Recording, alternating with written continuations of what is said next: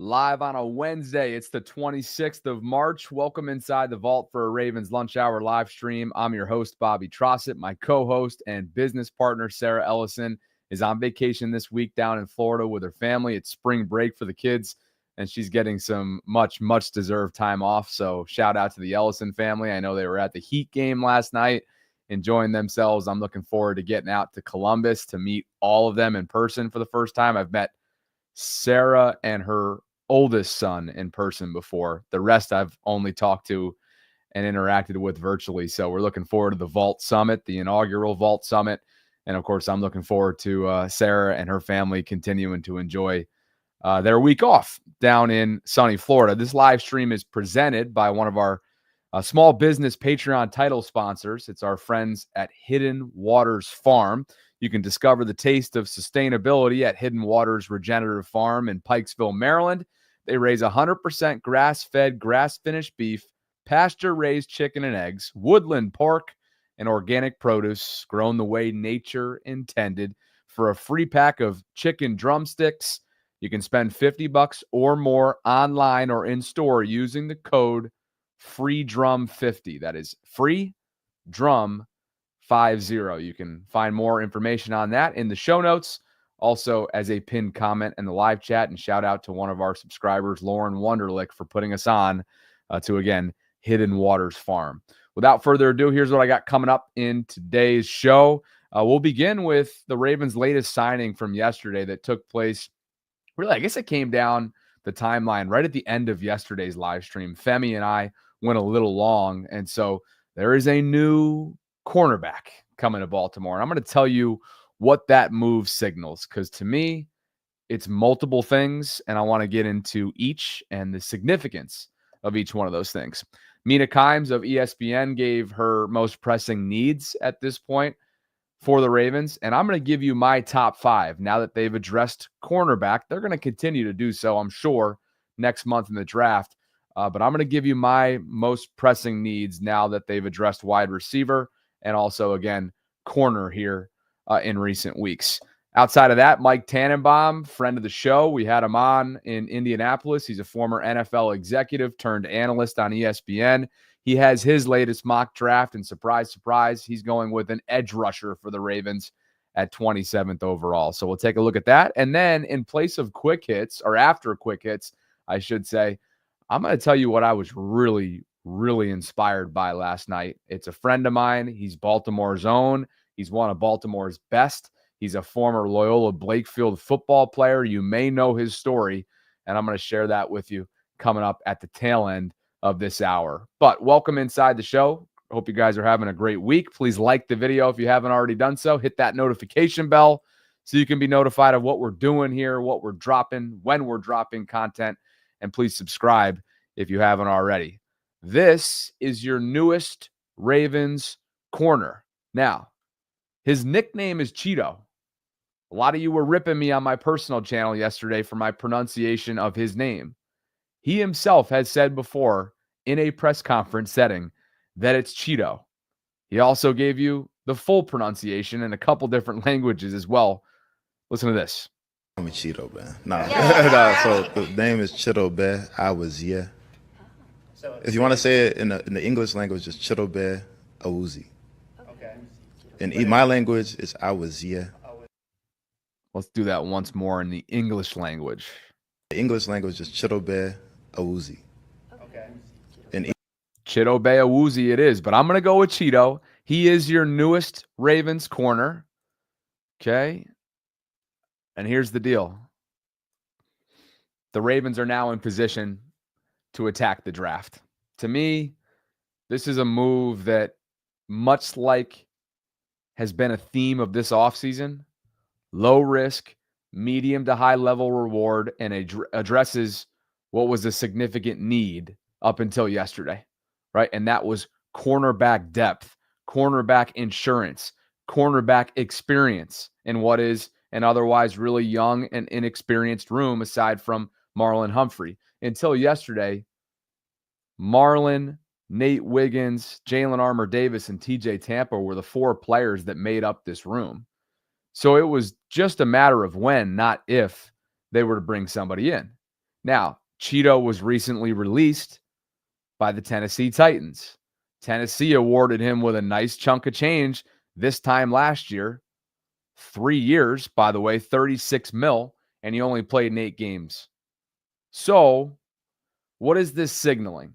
Well, I think you can probably close the door on a player that I know a lot of you were pushing and pressing for, and that is Green Bay's Jair Alexander, Lamar's former teammate at Louisville.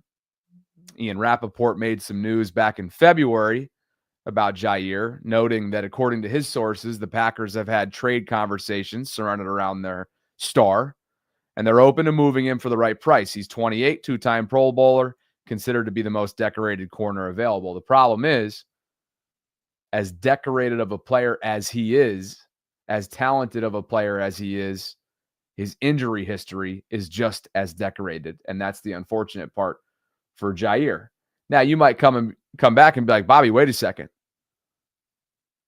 Chido's injury history in recent years is pretty darn decorated as well. And I would tell you that's a fair point. But I would also tell you this is a no-brainer for the Ravens. They're not giving up draft compensation. Because Tennessee released Chido, the signing doesn't count against the compensatory pick formula. And by the way, expect more signings to happen the Monday after the draft, because that's the date where any signing, any latter half free agency signing does not count against the compensatory pick formula. And philosophically, that's how the Ravens have built their team in a lot of ways over the years as an organization. That's just how they do it. So not only are you bringing in an experienced player, not only is it team friendly, essentially veteran minimum, with Tennessee being on the hook for 7.5 mil, not only is he a potential starter for you on the outside if you want to use Marlon in the nickel and the slot, right? Not only does he have AFC North experience, I'll go on and on and on. So to me, it's like, it's the theme of this offseason, which is moves that are not necessarily needle moving, but they don't need to be needle moving because the core and the nucleus of this team is intact. We'll get into free agency in just a bit. We'll run through and break down what the Ravens have done, what they haven't done. But this is something that needed to happen, right? They needed to address cornerback. They did. And I expect them now to continue to do so coming up next month in the draft. And that's probably another move, right? Another aspect of what this signals. The Ravens can now address the draft in the way that they love to do so. And that is by best player available, not reaching for need. Now, you hope that it's a defensive player. You hope probably, I know a lot of you are pushing for an edge rusher, perhaps a Mike Green that could fall and land to Baltimore at 27. But to me, this sets them up nicely to team build the way that they want to team build coming up on the 24th of April opening night. More on Chido. He'll turn 30 coming up in May, so he'll play this upcoming NFL season at age 30. 6 feet tall, 202 pounds. Played his college football at Colorado. He was a second-round pick back in 2017, 60th overall to Dallas, where he spent his first 4 seasons. Cincy is where you probably became familiar with him. Spent 3 years as a Bengal, had a lot of success there, and then spent just this past season with Tennessee, and again, got a nice chunk of change from them. 3 years, 36 mil. Now, I reached out to Paul Kaharski, longtime beat reporter for the Titans, and I wanted to know, what's the story on Chido? And he wrote back with the following. There's a big health push here from the new general manager. That's the biggest thing. All 10 free agents they've signed have played a huge percentage of their games. He missed a big chunk of last season and a bunch over the last several years. Still, it's weird to eat such a chunk of cap dollars, which is exactly what the Titans are doing. So the Ravens cash in, and much like Denver had to do last year for Russell Wilson to play outside their organization, That's what's going on here. Tennessee is going to be paying that $7.5 million, and Chido's going to be in Baltimore on, I would think, I don't think the numbers have come out just yet, but you would think it's hovering around that veteran minimum. So for a cap limited team, right, for a cap tight team, it's exactly where you want to be. This is a boundary corner. He gave really good run support as a corner last year in Tennessee. Again, small sample size, only 8 games. But the reality is, this is a player that's going to compete with TJ Tampa, with Jalen Armour-Davis for CB3, and hopefully another rookie that they bring in at some point. And just to finish that thought on the Jair Alexander nugget, I know a lot of you were foaming at the mouth hoping that this would come to fruition. You got the Louisville ties, you got the playmaking ability. I get it. He's electric. Both he and Chido have dealt with their fair share of unavailability in the injury category. And I'm literally looking at Jair's injury history, which dates back to 2017. It's a laundry list.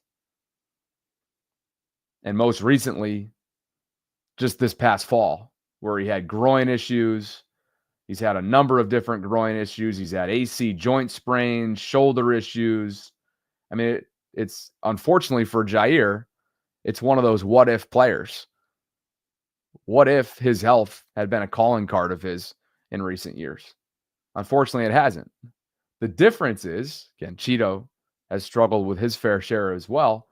The difference is you're not giving anything up to bring in Chido, an experienced corner with AFC North experience. For Jair, you're most certainly giving up some sort of draft compensation.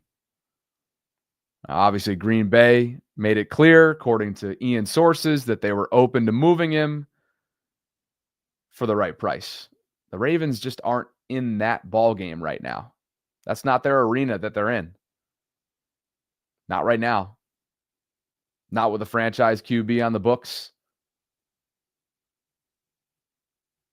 And everything else in between.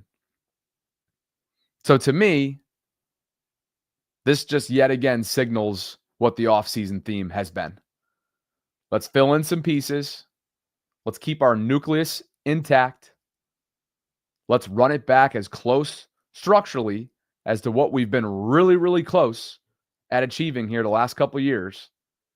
But we'll fill in around that core, around that nucleus accordingly. That's where I'm at with it. A couple super chats have come in so far to start out today. Appreciate you guys for being with me on this Wednesday. Sea King, King of the Seas, writes, just watched Chido highlights. He did good on Jamar Chase. Okay. What game were you looking at? Definitely interested in checking that out. I was also watching All 22 Film. Great YouTube channel within the Ravens community to get you a good idea of the run support that he gives. There's a certain level of intelligence that comes with Chido. And obviously you gain that wisdom over service time, and he's been in the league for a while now. He's been successful. And now he's going to be trying to sip from that fountain of youth and earn his keep in Baltimore. Sod Blitz 34 weighs in and writes, pointless pickup. Only good thing about Chido is the price. Too slow to cover outside, too frail to last the season inside. We still need a CB number 3. Well, he's not a shoo-in for CB number 3. I think you're selling him a little bit short. I'm guessing you don't think this is a sexy acquisition, and it's not. Nobody's saying that it is. Anybody that's saying it is probably looking at the team and the organization with rose-colored glasses. But to me, it's wise. It's where they are right now, and it fills a need that they'll use to their advantage come draft weekend, knowing that they don't have to necessarily reach for a corner opening night. And they can go stick to their philosophy of best player available. quite honestly, they're tough when it comes to predictions on opening night. You know, I have a sense of where I think they'll go this year, but stranger things have happened draft weekend when it comes to the Ravens. And could they potentially be trading out of the first round? You never know. Got a lot of draft picks out there for the taking, 11 to be total. A lot on day 2 and early day 3, mostly day 3. Appreciate you guys for being with me today.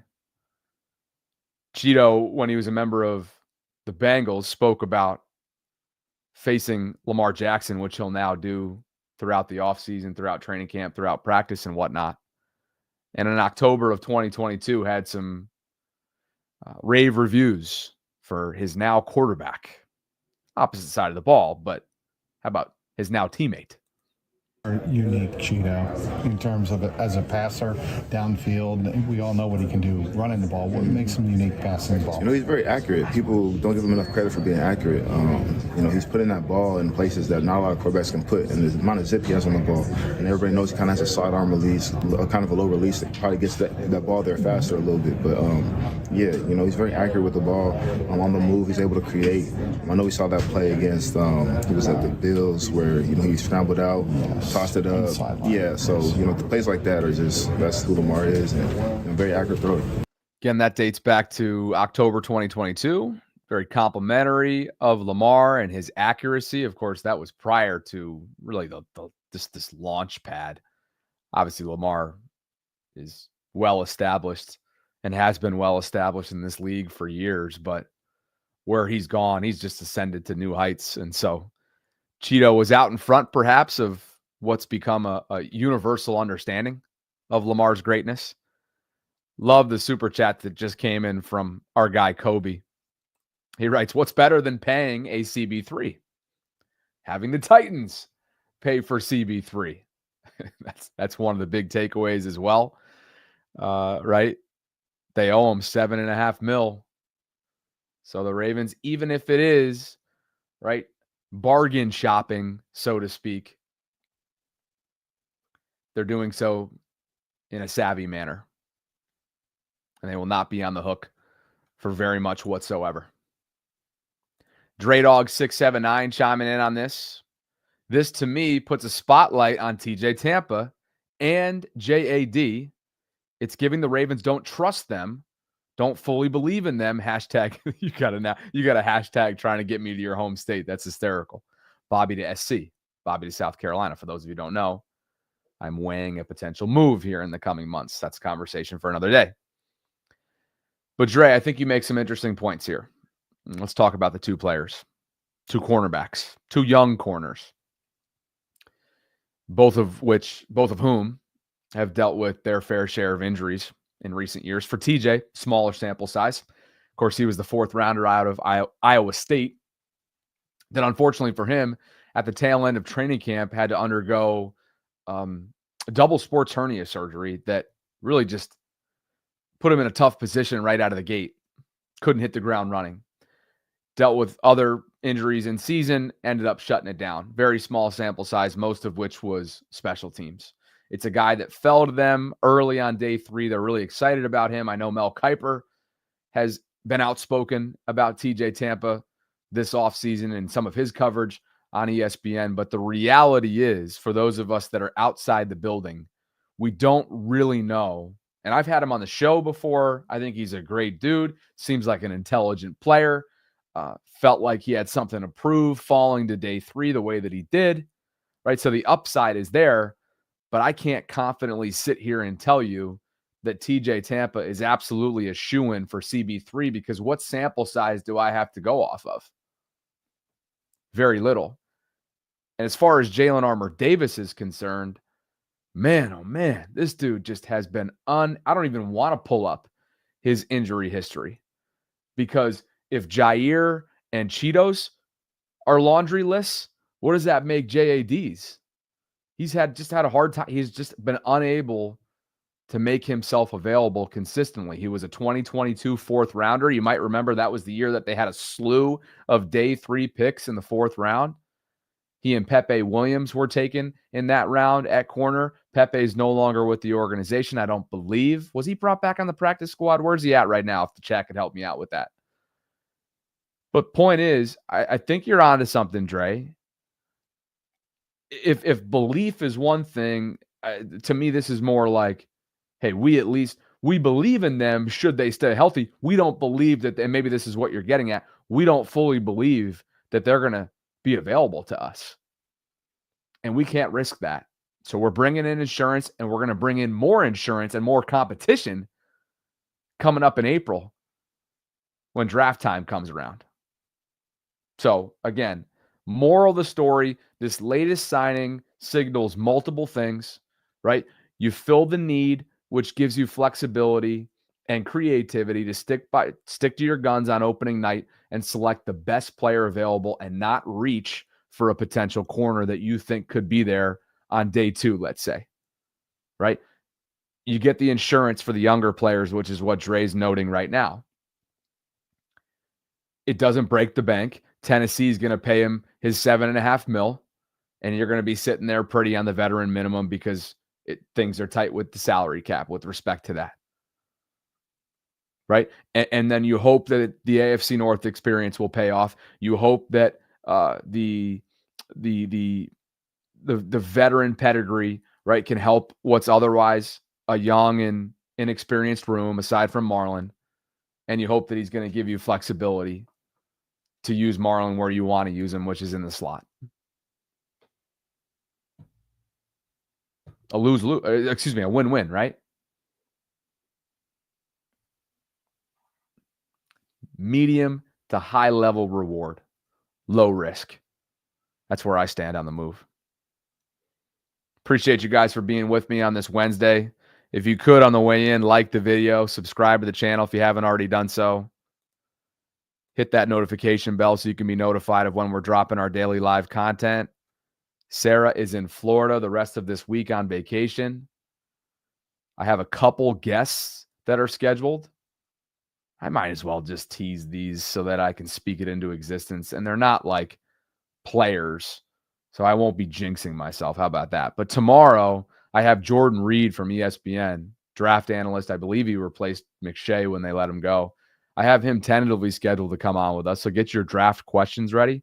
And then coming up on Friday, the legendary Mike Golick is scheduled to join the show. So if those work out, today will be the only day all week long that I didn't book a guest. It was Brian McFarland on Monday. It was Femi Ayambadejo yesterday, and hopefully those two guys will help me round out the week. So I look forward to it. Hope you guys are fired up for that. Let's take a look back at what the Ravens have done. Of course, Cheeto is most recently adding to their secondary. Ben Cleveland was re-signed on a very modest one-year deal for depth along the offensive line. DeAndre Hopkins, probably the headliner in terms of the name, a one-year deal worth up to $6 million. The base is $5 million. And if he hits those incentives and gets up to $6 million, then the Ravens will be better for it. Or, knock on wood, God forbid, they'll have an injury at wide receiver 1 or wide receiver 2. Jake Hummel is a linebacker from the LA Rams. Jake is coming to Baltimore on a one-year deal, and he is a special teams ace who you would think would be a direct replacement, at least a projected direct replacement for Chris Board, who left in free agency. Pat Ricard, of course, coming back on another modest one-year, $2.9 million deal. They keep the fullback room of one intact, but he's a part of the running backs. We know that. His impact that he has on Derrick Henry is, without question, incredibly valuable. Cooper Rush will be Lamar's QB2, his backup this year. Got a lot of starts under, at least a decent amount of starts. He's 9-5. Pretty good sample size there. 2 years, $6.2 million. It's got a max value of 12.2, and with all due respect to Cooper, I don't think anybody in Baltimore wants you to hit those incentives, that max value, my friend. all power to you. Looking forward to learning about him a little bit.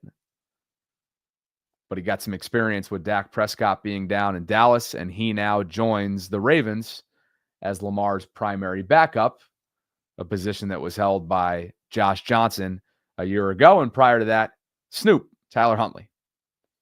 Ronnie Stanley, I refer to DeAndre as the headliner of this group, but honestly, I think Ronnie probably deserves that title because of the importance. 3 years, $60 million, 44 of which is guaranteed. He's going to be in Baltimore for the foreseeable future. They have their left tackle. And quite honestly, this is a player that could have commanded and could have earned a lot more had he hit the open market. There's a certain level of loyalty when it comes to Ronnie. I think he's made that clear.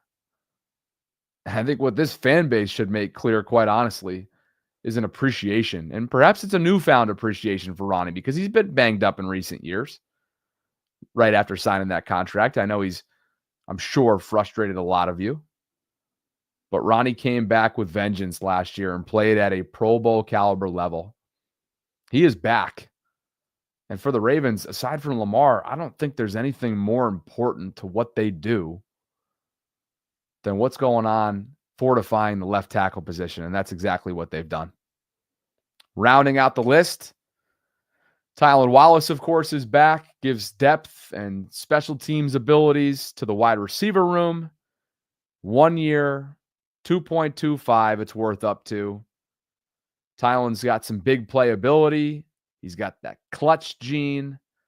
Not somebody that's going to be a needle mover for your wide receiver room, and probably, based on recent sample size, he's probably not going to receive a bunch of reps. But when his number is called, he's proven to be available, and I wonder if they'll give him another shot as a punt return specialist, because that is an area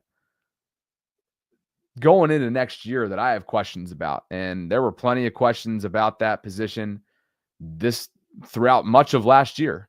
They thought Deontay Hardy would be that guy. They brought him in the latter half of free agency last year and didn't work out. He was banged up. At one point, they turned to Tylan. He was struggling, muffed a couple. At one point, didn't they turn to Steven Sims at one point? So clearly, it was one of those like in season, let's try and figure it out on the fly. You hope that they can figure that out, whether it be through the draft or in the offseason. Literally like not an open tryout for guys on the street, but getting a handful of candidates to essentially compete with one another throughout the offseason program and throughout training camp, because that is absolutely an area that they got to get shored up. Jeff also took a look. That was Jeff's list from The Athletic in his latest piece. Steven Sims, I just mentioned him. He's heading to Seattle. The Ravens brought him in quickly. I think they claimed him from Houston, if I'm not mistaken. Anyway, that was off of waivers towards the end of last year. I think it was right around Christmas time, wasn't it? But anyway, Jeff notes that the Ravens now have 8 true unrestricted free agents who have not signed elsewhere yet. Josh Johnson, Nelson Aguilar, Deontay Johnson, Deontay Hardy, Christian Welch, Brent Urban, Tre'Davious White, Trayvon Mullen. Perhaps there's a couple names on this list the Ravens would consider bringing back later on in the offseason. Nothing on this list no one on this list is particularly pressing, or there's nothing urgent. It's not like they're coveted pieces for other teams right now at this point in the process. But couldn't you see like a Christian Welch coming back for special teams purposes and some linebacker depth? Maybe a Brent Urban. I know he's been back for already a couple stints in Baltimore and he's getting up there in age, but man, such a team guy. Perhaps a handshake deal there once the 53-man roster is all set. I could see that happening. I know Trayvon Mullen is Lamar Jackson's cousin. Not sure how much that weighs into the equation, but he's been around, struggling to stay healthy the last couple of years. But that is your list, your current list, now that Steven Sims is joining the Seahawks, of the 8 true unrestricted free agents who have yet to sign elsewhere. Remember, Ardarius Washington not technically on this list because he was offered given an offer sheet by the Ravens. It remains to be seen where that situation lies. They opted to go away from that tender, that what was it, just north of $5 million, if I'm not mistaken. And they feel like they know the market well, and we'll see. Now to Mina Kimes. And Jeremiah, yeah, you're right. Maybe Tre'Davious White would be one of those depth re-signings. Brought him in last year at the deadline from Buffalo. Had some flashes. Getting up there.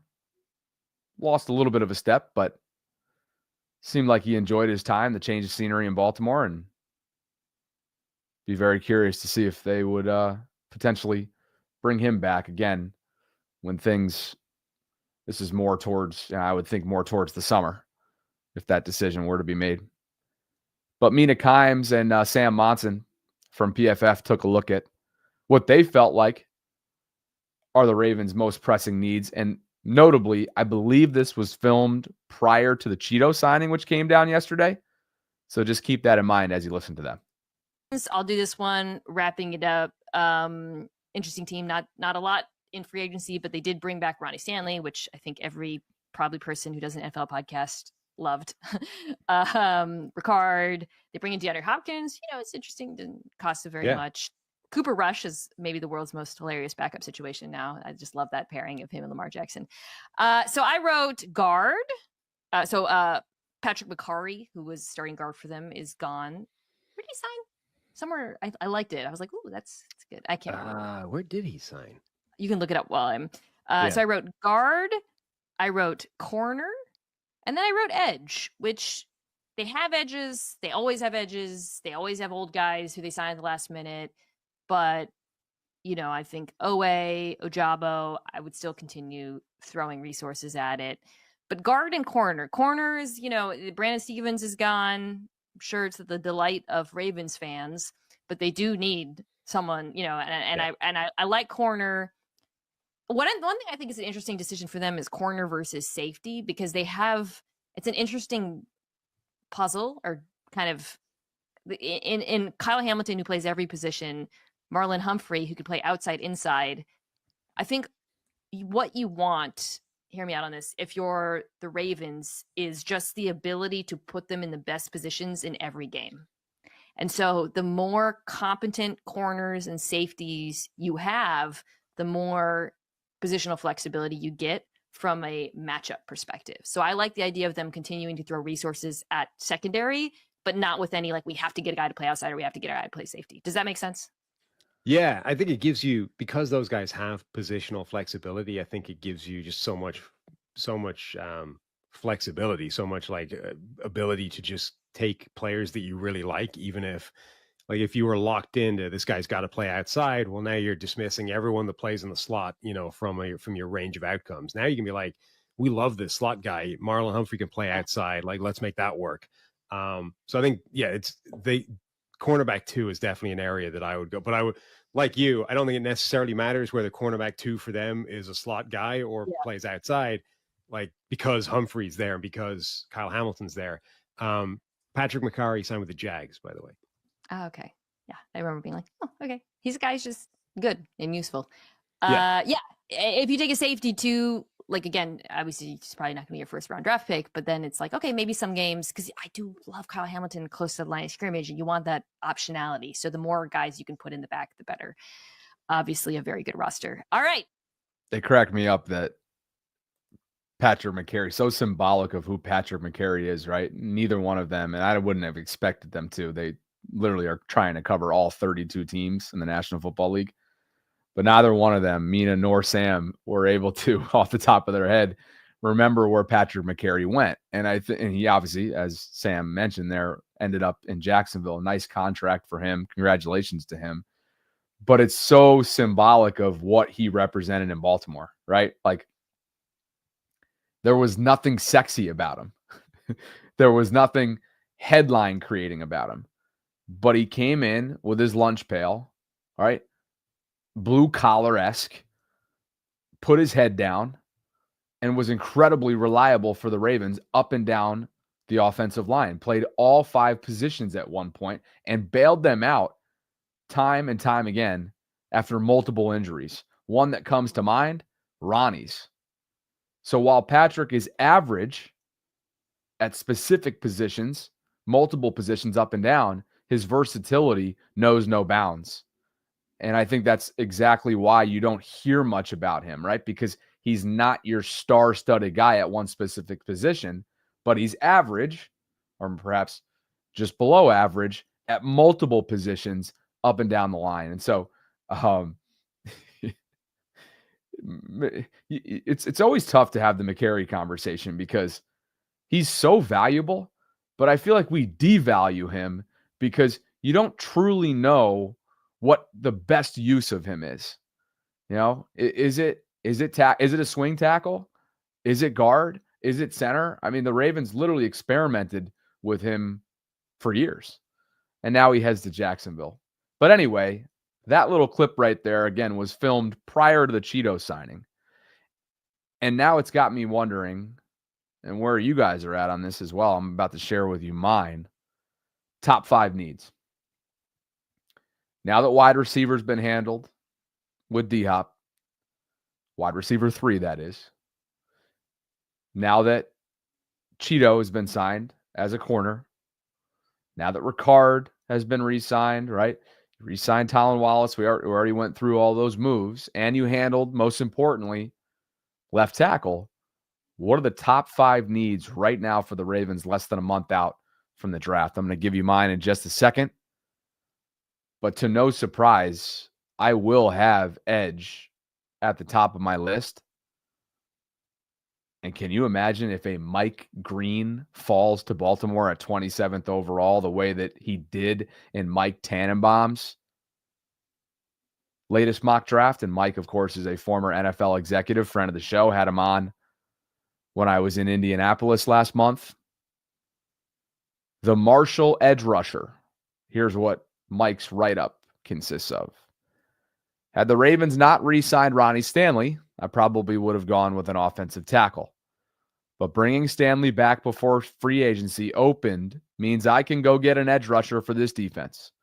Baltimore was second in sacks last season with 54. Of course, first the year prior, the trifecta we all remember.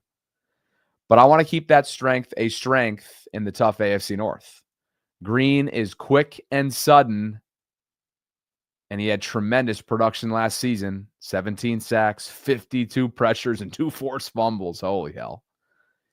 He will need to get stronger, but his floor is high, and he has the traits to contribute right away. The question becomes, will Mike Green, the edge rusher out of Marshall, be available at 27th? Jordan Schultz, hearing some buzz that answer would be no. He measured in at 6'3" and 1/8, 248 pounds, posted a jaw-dropping 4.25 short shuttle and a 6.85 3-cone drill at his pro day. Those are elite numbers, by the way. Look them up. For context, the average NFL edge 3-cone time is in the 7.2 second range.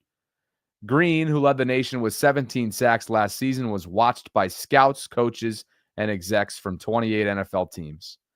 And there's been growing buzz about him as a potential top 10 to 15, I should say, pick per sources. So you may want to kiss this idea goodbye, but Tannenbaum currently has him chilling and falling, I should say, to 27th overall. And boy, oh boy, would that be right in the Ravens' lap. Edge rusher is absolutely my number one need. Let me know what you guys think in the comment section. I'll pull some up on the screen in just a second. But more from Kurt Bankert, former NFL backup QB, now in the film room, great analyst. And he refers to Green as explosive, saying he just dove into his tape. He's giving me Khalil Mack flashbacks. Of course, Khalil re-signed with the Chargers.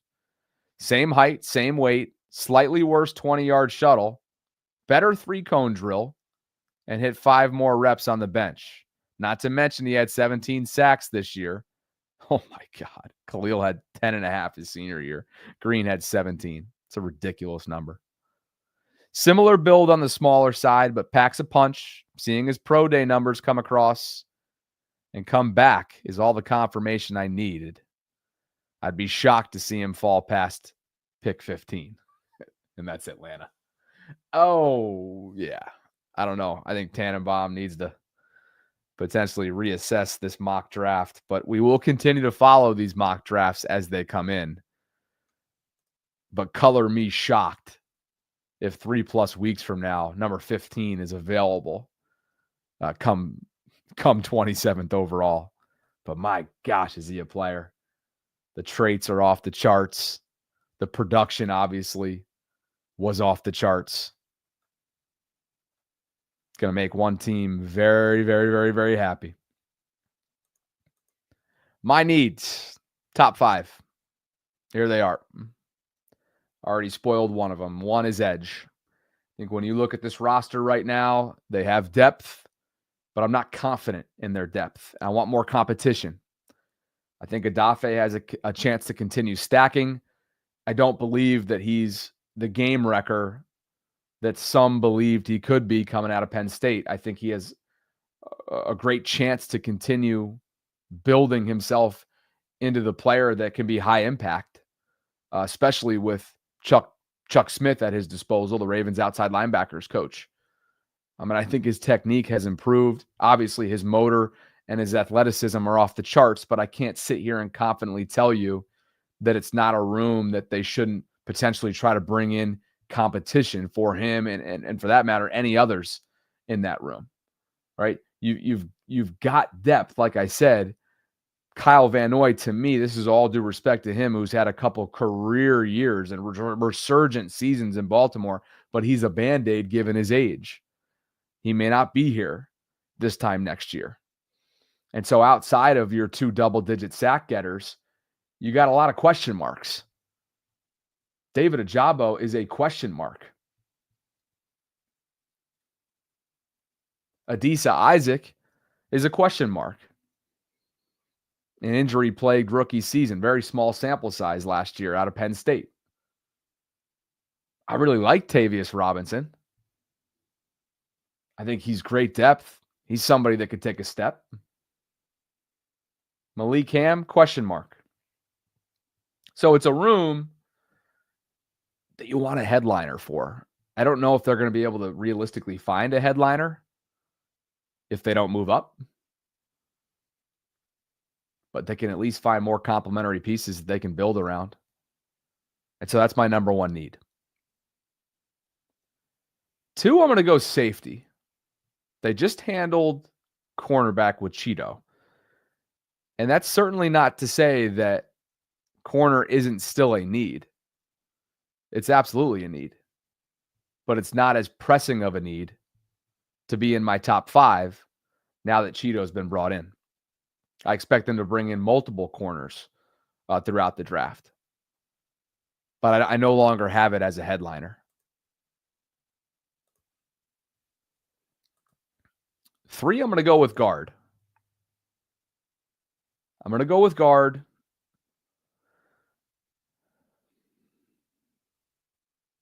Obviously, they're going to continue to stick with Daniel Fa'alele at right guard. You hope that Andrew Voorhees can rise to the occasion and be your starting left guard. He was last year before getting injured.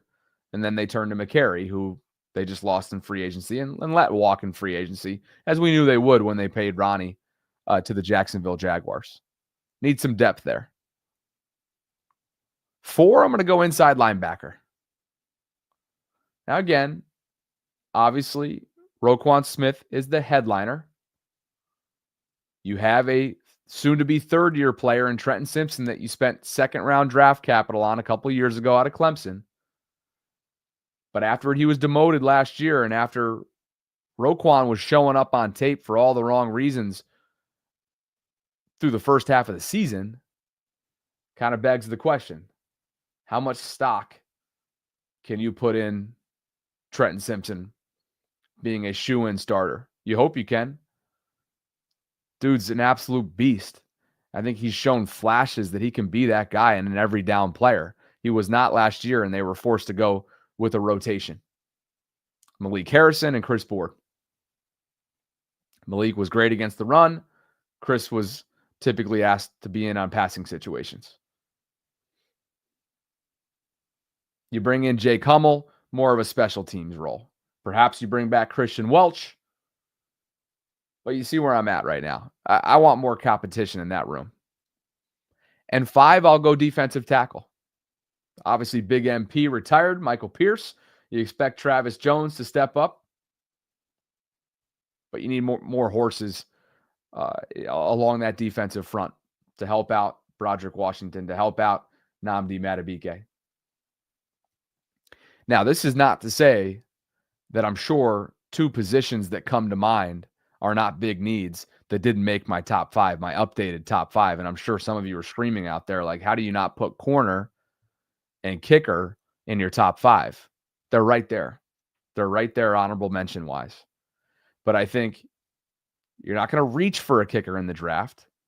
And from a special teams perspective, the Ravens are as good as anyone when it comes to finding diamonds in the rough. Perhaps they have an undrafted a rookie in mind as they scout that class. And as far as cornerback's concerned, I get it. You're 1 injury away from being back in the same situation that you were 24 hours ago prior to the Cheeto signing. But again, I know they're going to be bringing in, they will be bringing in multiple corners, whether it be through the latter half of free agency or, again, day 2 or day 3 of the draft. So that's where I'm at. My top 5: edge rusher, safety, guard, inside linebacker, defensive tackle. Where are you guys at with them?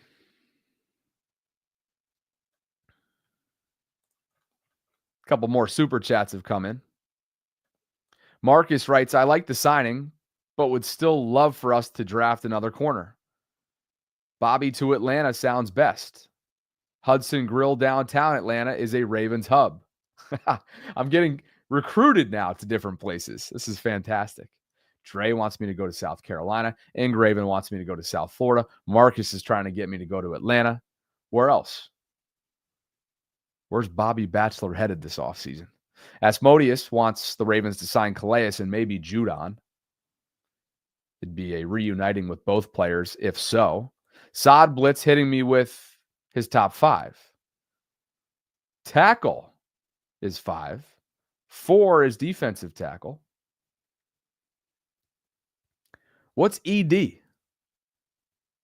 ED? Am I just blanking right now? Oh, 5, he has guard/tackle. 4, he's got defensive tackle. 3, I'm blanking on for what ED stands for, so help me out. 2 is inside linebacker, and 1 is defensive back. So slot, corner, nickelback equally. Can somebody help me out with ED? Oh, edge. Okay. Thank you. See, so there's some days where you just are thankful for the live chat. Because when the red light is on and my ring light is blinding me, sometimes you're not thinking properly. Remember the other day, I was like, what's NB? What is NB, Sarah? NB, Nickelback, duh. Anyway, appreciate Saad Blitz for your top 5. Evans is 1 edge, 2 guard, 3 defensive tackle, 4 corner/safety, 5 middle linebacker.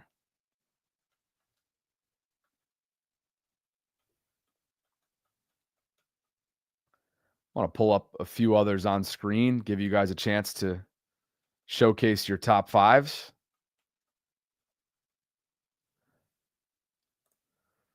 Dreams goes edge, wide receiver. Wide receiver still. Yeah, I know that's why, because you got your guy. I know who you want at wide receiver. We all know that. Higgins out of Iowa State. Interior offensive line at 3, safety 4, kicker is 5. Jeremiah says defensive tackle, corner, linebacker, safety, then edge, in his opinion, are the needs. Adam says there's no chance that Green's falling to 27. Dre Dog says edge, interior offensive lineman, defensive back, wide receiver, and kicker for his top 5. Mike says guard, edge, corner, safety, middle linebacker.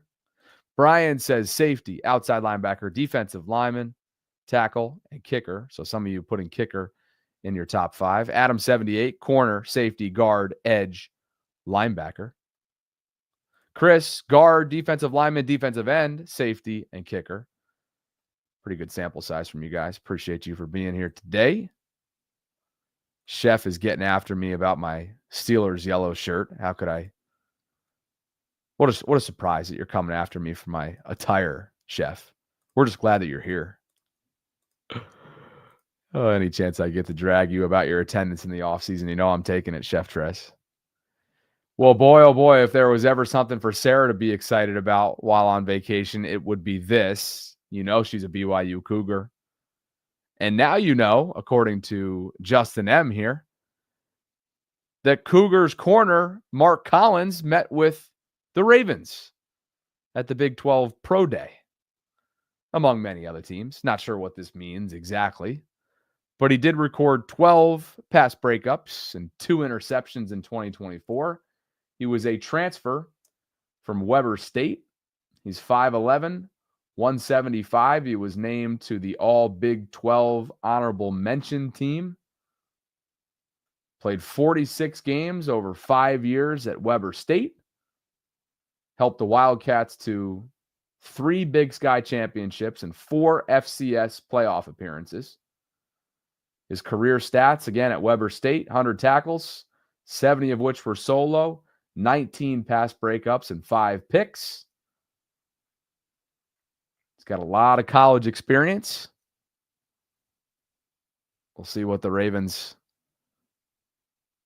end up doing at corner, but this is a BYU player that had a tremendous year, and he's getting some pub at the Big 12 Pro Day from earlier this week. Elsewhere around the league, a bunch of moves came down yesterday, really in a matter of minutes. Stephon Diggs is going to New England on a 3-year, $69 million deal, including $26 million guaranteed. He's joining the Patriots. He spent last year, of course, with Houston, tore his ACL, and now he's getting a nice bag to join Drake May, Mike Vrabel, and company in New England. They have had an active offseason, plenty of spending. Part of the reason why they were believed to absolutely be in the market, if there ever was a market, which there wasn't, for Ronnie Stanley. Had he hit the open market, New England, no question, would have been one of those teams that would have backed up the Brinks truck. I think it's safe to say that for Stephon Diggs. So Drake May has himself a number 1 wide receiver. Will he be available, though, come week 1? Can't imagine that's the case. Elsewhere, how about this? The Giants quarterback room, nothing short of pure entertainment, being that it's now Russell Wilson, Jameis Winston, and Tommy DeVito. The Giants and Super Bowl winning quarterback Russell Wilson reached agreement yesterday, according to Schefter, on a 1-year deal worth up to $21 million, 10.5 of which is guaranteed. He's a 10-time Pro Bowl selection. He had been in discussions with the Giants, Browns, and Steelers, but heading to New York, and he is now their projected starter. And if I'm a New York Giants fan sitting there at number 3 overall, in my mind, I'm just like, you've got to be kidding me. The last several years in Giants land, or should we call it now Giants country, let's ride, have been nothing short of tumultuous since the Eli era. And they botched the end of the Eli era, by the way. So this has got to signal, I would think, a belief that the Giants might feel like the top 2 quarterbacks in this year's draft are going off the board prior to them selecting a 3, and they're not willing to jump up and give up the compensation that's required to trade with Cleveland and or Tennessee, meaning perhaps Cam Ward is going to Tennessee and perhaps Shedeur Sanders is going to Cleveland. And if that's the case, the Giants are SOL unless they're in love with one of the players, one of the quarterbacks below those top 2 guys. And they're pretty much universally understood as being exactly that, the top 2 quarterbacks in the draft. And man, if that's the case, maybe they're looking at next year's quarterback class. But if I'm a Giants fan, I'm just pissed off, to be quite honest. It's not that Russ doesn't still have something left to give. It's just, this is not a roster that is serious about competing. They might think they're serious about competing. They're giving Brian Dable and Joe Shane, their head coach and GM, respectively, another opportunity to do exactly that, compete. But I'm sorry. It's not happening. The best thing that might happen for them is the exposure when Hard Knocks inevitably calls them up yesterday and says, we want cameras and footage in your building from day one. And to be quite honest with you, we only want them in one room, in one position room. And that's the quarterback room. And we want them on 24/7, 365 throughout the next year. Because there's not a chance that there won't be. This is going to be pure entertainment. Russell Wilson, Jameis Winston, and Tommy DeVito all in the same quarterback room right now, with Russ being the projected starter and Jameis being the projected primary backup. Russ, just a year in Pittsburgh. Warren Sharp taking note of a trend here since Big Ben Roethlisberger retired as a Steeler, and Warren pulled no punches on the organization. He wrote, "Show me a team that has no clue what it's doing at the most important position in football," and goes on to cite the depth chart in Pittsburgh over the last 3 seasons. It began with Kenny Pickett in 23, who they drafted. They had Mitch Trubisky and Mason Rudolph as QB2 and QB3, respectively. In 24, they went with Russ, traded for Justin Fields, and had Kyle Allen as their QB3. And right now, as things currently stand, Mason Rudolph is QB1 and Skylar Thompson is QB2. But of course, this will look very different, and you guys know where I stand on this player, perhaps in the minority, if Aaron Rodgers ends up as a Pittsburgh Steeler. If he doesn't, hey, at least you got DK Metcalf to throw the ball to with probably an upset George Pickens. This is going to be a show. And Warren finishes it up with 100% quarterback room turnover each year. I figured you guys would like that as a closing quick hit.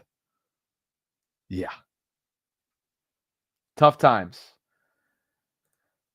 And especially tough when you're a future Hall of Famer trying to replace a future Hall of Famer. And that's what they've been trying to do, continuing to take shots now for years in wake of Ben Roethlisberger's retirement.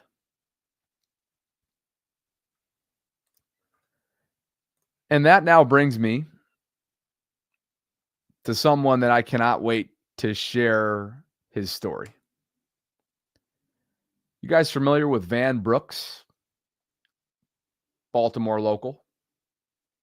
Graduated from Loyola Blakefield, private high school here in the area, for those of you that aren't familiar. Went on to Towson U, graduated with a Bachelor of Science in Mass Communications. And in September of 2004, at 16 years young, he was going to make a tackle in a high school football game and broke his neck and was initially paralyzed from the neck down, unable to talk eat, or feel? Well, let me tell you, Van Brooks not only has dedicated his life to bettering Baltimore as the founder and executive director of Safe Alternative, which is a foundation for education, strictly focusing on youth, the underprivileged here in the Baltimore area.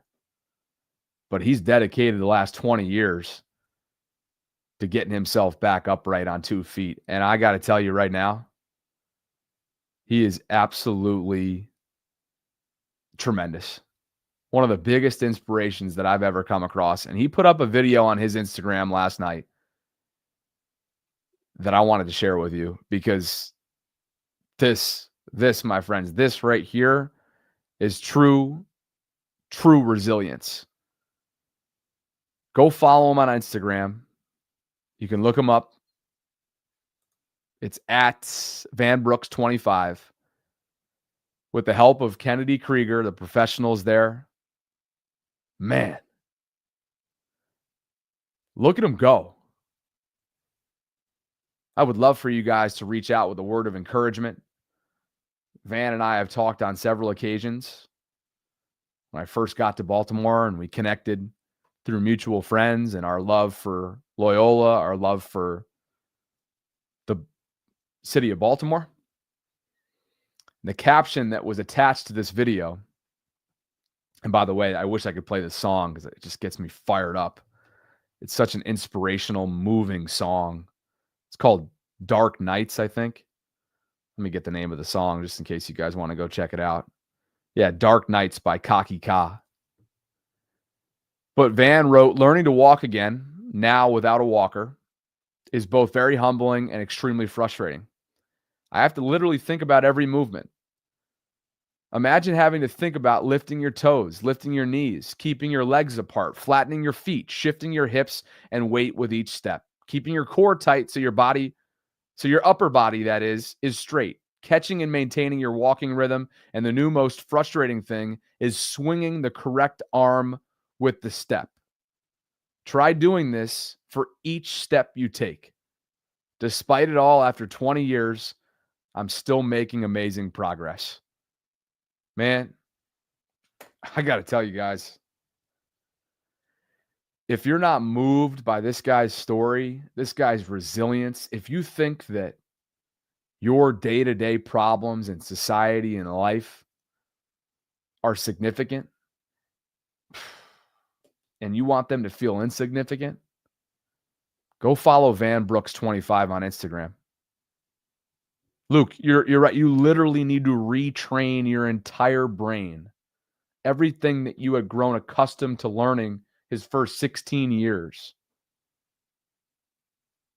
I got to tell you, I'm just incredibly inspired by Van. And you're right, Mike. It's emotional because we take things for granted. And it's normal to take things for granted because we live busy lives and a lot happens on a day-to-day basis. And I'm not trying to minimize your problems, right, that are out there, because we all have issues and problems and things that we face on a daily basis, year round.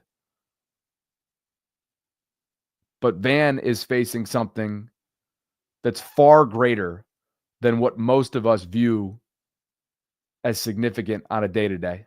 And if you're looking for inspiration, if you're looking for some sort of source of motivation, look no further.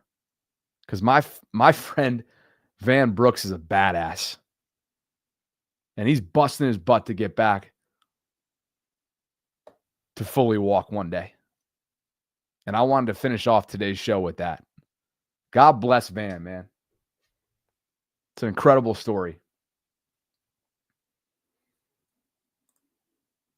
I'll pull up his Instagram once more. It's at VanBrooks25. And you can go leave a comment or a word of encouragement if you so choose on his most recent post, because I'm not sure inspiring really justifies what it is that he's accomplished.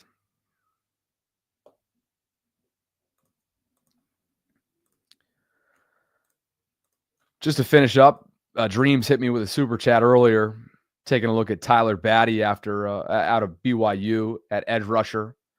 Wants to know if they met. I did just see something pop up on X with a meeting. Again, these don't mean a lot here, but Justin M noting that, let's see here, William and Mary offensive tackle Charles Grant is among the most intriguing talents in the 2025 NFL draft. Okay, the Ravens had him on a top 30 visit, which means very little. And I think we're fully caught up to speed with today's content. Looking forward to the rest of the week. Should be an exciting next couple days if my guests fully commit. And I think I have every expectation that they will. Jordan Reed, ESPN NFL draft analyst, tomorrow at 12:30. Coming up on Friday, Mike Golick, legendary ESPN radio. And now is he with DraftKings Sports Network now? Clearly, I got to go get spruced up on what he's up to. But looking forward to those guests to finish up the week. Stephen Fear the Turtle, fitting, because your Terps are rolling, Stephen. And Toey, thank you both for believing in what we're building. Thank you for all the support that you guys give us through Patreon. You are integral members of the Vault Patreon community. We love you. We appreciate you. This is your monthly shout out. If you guys are interested in doing the same, visit patreon.com/RavensVault podcast. I have not teased my Discord in a long time, and I would love for you guys to join it. We're coming up on 800 members. It's an awesome community. It's a great way to meet like-minded Baltimore sports fans, Ravens fans, Orioles fans. There's a lot of Terps fans that have been chatting Maryland basketball, both men's and women's, in the Bobby Baltimore Discord. But if you'd like to join, it's totally free to do so. I'll bring it up on screen real quick so you can see what it's like. It's broken down into categories. You get a shout out when you do join. It's free. There's a general chat. That's a lot of where the Maryland basketball chatter happens. Football is where the Ravens go down. Baseball, of course, for the Orioles. There's a bunch of different things in here. So if you'd like to join, click on the link that I'm dropping into the live chat right now. Discord link. It's also another way to reach out to me. Sometimes I'm more responsive there than I am via email or DMs. But I just dropped it into the live chat. That link can also be found in the show notes. And I appreciate you guys for being involved in it. Love that community. It's informal too, and it's 24/7, 365. No subreddit, Luke. I see a lot of things on Reddit, though. People send it to me. Not a lot of people like me in the Reddit sphere, which typically that means you're doing something right. Maybe not. Thank you guys. Appreciate you for spending some time with me. More to come throughout this week. On your way out, if you could, please like the video, subscribe if you haven't already done so. Hit that notification bell so you can be notified of when I'm dropping my daily live content. And shoot Sarah a little note on X at SG Ellison throughout vacation. I just got a note. I just heard it in my ear. People are joining the Discord group. So thank you guys. Let's get that number to 1,000. I would love to get there soon. Appreciate you as always. Thanks to all who popped by. And as always, I'm Bobby Trossett signing off from this Wednesday Ravens Lunch Hour live stream. I'll be with you in under 23 hours from right now for a Thursday edition. And until then, thanks for joining me here inside the vault. Talk to you soon.